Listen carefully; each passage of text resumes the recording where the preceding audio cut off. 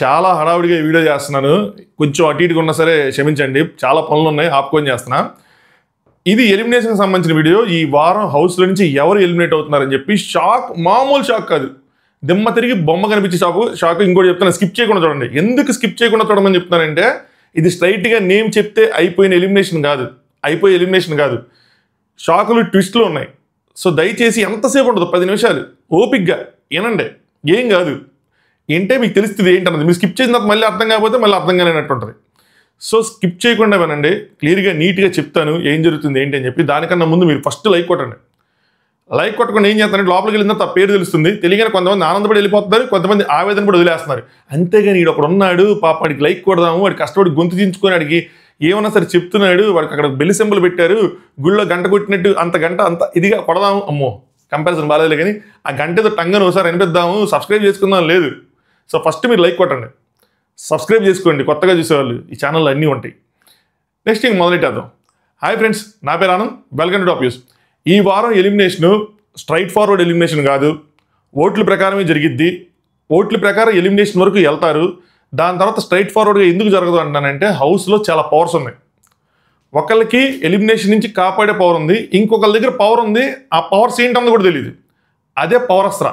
దాన్ని అలాగా దుప్పటిగా పుంచారు. ఎందుకంటే బిగ్ బాస్ టీం వాళ్ళకి నచ్చినట్టు, బిగ్ బాస్ వాళ్ళకి నచ్చినప్పుడు నచ్చినట్టు విధంగా దానికి పవర్స్ యాడ్ చేస్తూ ఉంటాడు. బాబు ఇంగో ఇది ఇప్పుడు త్రిశూలం అనగానే త్రిశూలం అయిపోద్ది. బాబు ఇంగో ఇది ఇప్పుడు సుదర్శన చక్రం అనగానే సుదర్శన చక్రం అయిపోద్ది. అలా అనమాట. ముందే చెప్తాం అనుకో, ఆ టైంకి మళ్ళీ దాన్ని మార్చలేం కదా.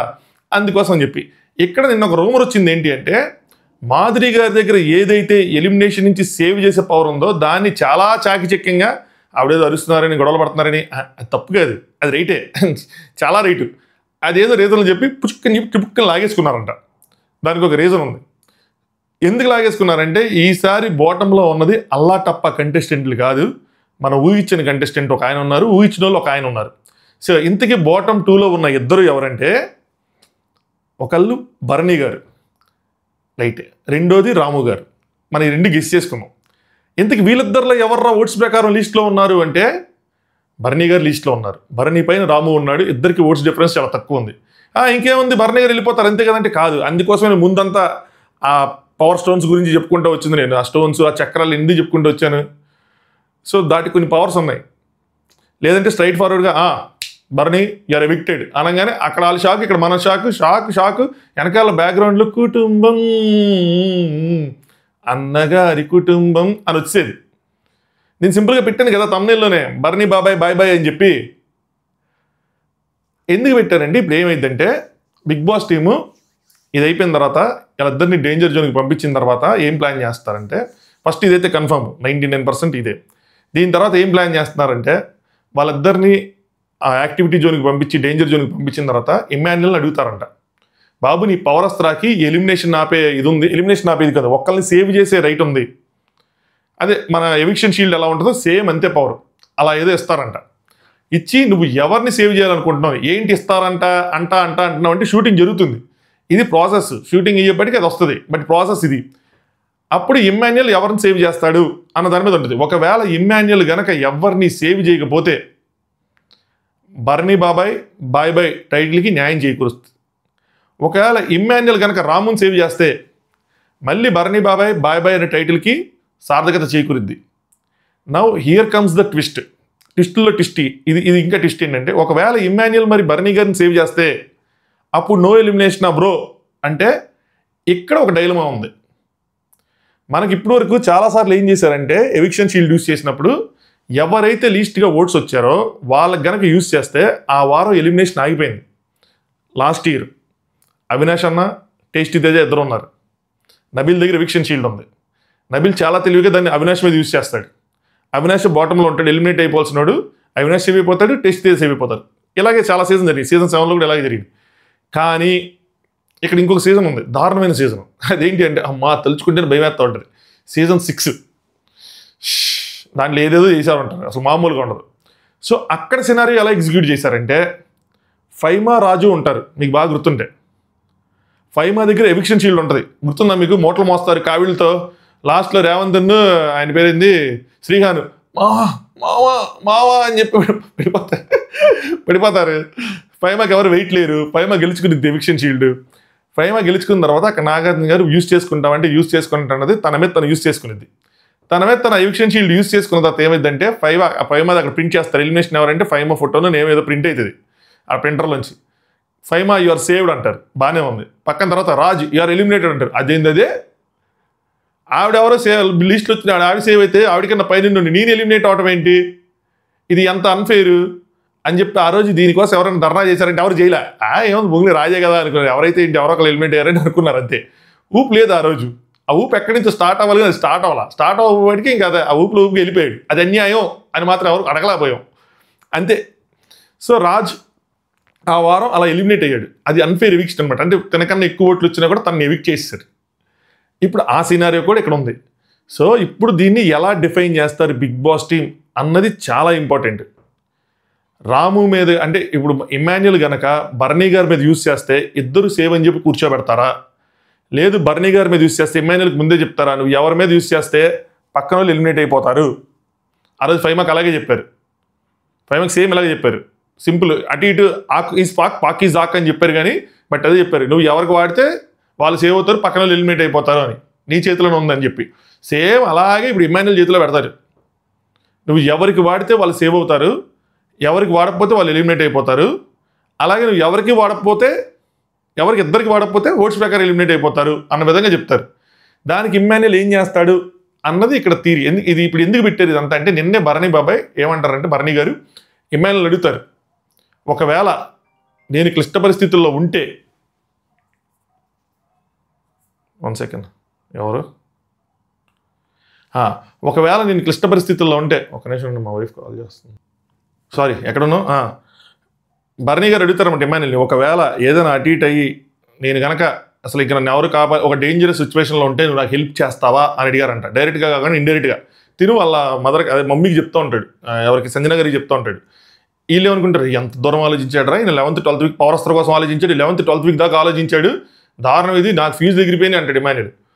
సో ఈయన మరి దివ్య కోసం అడిగారా ఈ క్వశ్చన్ తన కోసం అడిగారా అన్నది తెలియదు. సరేనా, ఈ క్వశ్చన్ అడిగారు. సో బిగ్ బాస్ టీంలో కూడా ఈ ఆలోచన వచ్చి ఉంటుంది. ఒకవేళ మాధురి గారి దగ్గర ఈ పవర్ కూడా ఉంటే మళ్ళీ పవర్ క్లాష్ వస్తుంది అనుకున్నారో మరి ఏమనుకున్నారో కానీ అందుకే నన్ను చాక్ చెక్కింగ్ ఆవిడ దగ్గర నుంచి లాగేసుకున్నారేమో అనిపిస్తుంది. ఒకవేళ దగ్గర నిజమైతే ఇన్ఫర్మేషన్. సో ఇప్పుడు ఇమాన్యుల్ చేతిలో పెడితే ఇమాన్యుల్ ఏం చేస్తాడు అన్న దాని మీదే ఎంటైర్ ఎలిమినేషన్ అనేది డిపెండ్ అయి ఉందన్నమాట. ఓట్స్ ప్రకారం 99% బర్నీ గారికి అందరికన్నా తక్కువ ఓట్లు వచ్చినాయి. మీరు నమ్మినా నమ్మపై నిజం. రాము పోల్స్లో కింద కనిపించినా కూడా నేను చెప్తానే ఉన్నా, రూరల్ నుంచి ఎంతో కొంత ఓటింగ్ పడతా ఉంటుంది రాముకి అని చెప్పి ఉంటాడు పైన అని. కానీ బర్నీ నిన్న చెప్పిన మన ఓటింగ్ అనాలిసిస్లో హౌస్ మొత్తం షాక్ అయ్యి షేక్ అవుతుంది అని చెప్పాను కదా, అదే ఇది నాకు అనిపించింది. ఆ సెన్స్ కొడతా ఉంది ఆయనకి. ఎందుకంటే ముగ్గురు నామినేషన్లు ఉండటం వాళ్ళకి పెద్ద దెబ్బ. దివ్య, తనుజ అండ్ బర్నీ గారు ముగ్గురు ఉండటం. సో ఖచ్చితంగా అదొక డివైడింగ్ ఫ్యాక్టర్ అయిపోయింది ఓట్స్ విషయంలో. సో ఆయన బాటంకి వచ్చేసారు. అలా ఓట్స్ ఆయన దగ్గర తక్కువ ఉన్నాయి. ఇప్పుడు వాళ్ళిద్దరు నుంచిన తర్వాత బిగ్ బాస్ టీం దీన్ని ఎలా గైడ్ చేస్తారన్నది మేజర్ ఇంపార్టెంట్. సో నాకేమనిపిస్తుందంటే ఇమాన్యుల్ ఒకవేళ ఎలిమినేషన్ జరిగే తీరుతుంది, నువ్వు ఎవరి మీద వాడితే వాళ్ళు సేవ్ అవుతారు, పక్కన వాళ్ళు ఎలిమినేట్ అయిపోతారు అంటే నాకు ఇద్దరు మంచి కంటెస్టెంట్లని అలాంటిది ఏదో చెప్పి ఆయన సో నేను దీన్ని తీసుకొని డెసిషన్ని నేను ఆడియన్స్ మీదకే వదిలేస్తాను అని చెప్పి చాలా చాకచక్యంగా ఆడియన్స్ మీదకి దీన్ని వదిలేస్తాడేమో అని అనుకుంటున్నా. అలా వదిలేస్తే గనక బర్నీ గారు ఈ వారం హౌస్లో నుంచి ఎలిమినేట్ అయిపోతారు. లేదు బిగ్ బాస్ టీం బర్నీ గారు ఉండాలి అనుకుంటే నువ్వు వాడాల్సిందే ఎవరి మీద అంటే ఖచ్చితంగా ఇమాన్యుల్ బర్నీ గారి మీద వాడతాడు, రాము మీద వాడు. ఎందుకంటే రాము అంటే చాలా నెగిటివ్ ఉంది. నిన్న కూడా కళ్యాణ్ తను మాట్లాడుకున్నప్పుడు రాము కావాలని చేస్తున్నాడు, ఫేక్ చేస్తున్నాడు, మారిపోయాడు, మొత్తం లెక్కిచ్చేశారు, మారిపోయాడని చెప్పారు. కాబట్టి రాము మీద వాడడు, బర్నీ గారి మీద వాడతారు. ఒకవేళ లేదు ఇద్దరిలో ఒకళ్ళు ఎలిమినేట్ అవుతారు, ఒకళ్ళు ఉంటారు అని అనుకున్నప్పుడు కానీ నువ్వు వాడిన వాళ్ళు కరెక్ట్గా ఓట్స్ తక్కువ వచ్చిన వాళ్ళ మీద వాడితేనే వాళ్ళు ఉంటారు. అంటే లాస్ట్ ఇయర్ లాగా ఓట్స్ తక్కువ వచ్చిన వాళ్ళ మీద వాడితే ఉంటారు, పక్కన వాళ్ళు ఓట్స్ తక్కువ వచ్చిన వాళ్ళ మీద ఉంటారు, వాళ్ళ కనుక మీద వాడితే వాళ్ళు ఉంటారు వీళ్ళు ఉంటారని చెప్తే వాడాలి అనుకున్నప్పుడు ఎలా డిసైడ్ చేసుకుంటాడు అన్నది మేజర్ ఫ్యాక్ట్. ఏంటంటే బర్నీ గారికి తక్కువ వచ్చినా రాముకి తక్కువ వచ్చినా తిని అనాలిసిస్ చేయగలగాలి. నాకు తెలిసి అప్పుడు ఏమనుకుంటానంటే రాముకి తక్కువ వచ్చినా అనుకుని తూచిగా అంటే అలా ఆలోచించి తూచిగా అనలేము. ఇంకా అది ఇమాన్యుల్ థాట్ ప్రాసెస్. రాము మీద వాడాడు అనుకోండి పవర్ యూజ్ అయిపోతుంది, బర్నీ గారు ఎలిమినేట్ అయిపోతారు, జరగాల్సిందే జరిగింది. చెప్పాను కదా స్టార్టింగ్లో నేను కొంచెం హడావిడిగా ఉన్నానని చెప్పి, అందుకని కొంచెం కన్ఫ్యూజ్డ్గా ఉంటే ఐఎమ్ సారీ, మీకు అర్థమైందని అనుకుంటున్నా. అదేంటంటే కాజల్ని సేవ్ చేసినప్పుడు సన్నీ కరెక్ట్గా వాడాలి, కరెక్ట్గా వాడితేనే అని అంటాడు కదా, అప్పుడు ఆల్రెడీ కాజల్ సేవ్ అయిపోయి ఉంటుంది. సేవ్ అయిపోయినా ఉన్నా కూడా మళ్ళీ సేవ్ చేస్తాడు సన్నీ. ఆల్రెడీ ఓట్స్ తక్కువ ఉంటాయి రవికి. సో రవి మీద వాడాలి. యాక్చువల్గా రవి మీద వాడితే ఇద్దరు సేవ్ అయ్యేవాళ్ళు. రవి మీద వాడు, అందుకని రవి వెళ్ళిపోతారు. సో సిమిలర్గా ఇక్కడ రాము మీద వాడి ఆల్రెడీ సేవ్ అయ్యి ఉన్న రాము మీద మళ్ళీ ఇతను వాడితే పవర్ యూజ్ అయిపోతుంది, భరణి గారు ఎలిమినేట్ అయిపోతారు. ఇలా ఇన్ని సినారీస్ ఉన్నాయి, 3-4 సినారీస్ ఉన్నాయి. అలాగే దాన్ని చెప్పి ఎక్స్ప్లెయిన్ చేసే విధానం మీద కూడా ఉంది. నాగార్జున గారు ఏ విధంగా తీసుకుంటారు, సీజన్ 6 ఎగ్జాంపుల్ తీసుకుంటారా, లేదంటే సీజన్ 8 ఎగ్జాంపుల్ తీసుకుంటారా, ఎలాంటి ఎగ్జాంపుల్ తీసుకుంటారు అన్నది ఇంపార్టెంట్ ఇక్కడ. లాస్ట్ ఇయర్ సీజన్ 7 ఇందాక ఎక్కడ మధ్యలో ఉన్న సీజన్ 7లో లేదు కదా, షీల్డ్ లోపల పెట్టేసారు, ఏదో జరిగింది సంథింగ్, తీసేయండి దాన్ని. సీజన్ 6, సీజన్ 5, సీజన్ 8 బాగా నాకు గుర్తున్నది. సీజన్ 6లో ఒకలా వాడారు, 5, 8లో ఒకలా వాడారు. సో ఇది ప్రాసెస్ నేను మీకు చెప్పాలనుకుంటుంది ఇందా నుంచి. ఐ హోప్ నేను కరెక్ట్గా కన్వే చేశాను అనుకుంటున్నాను.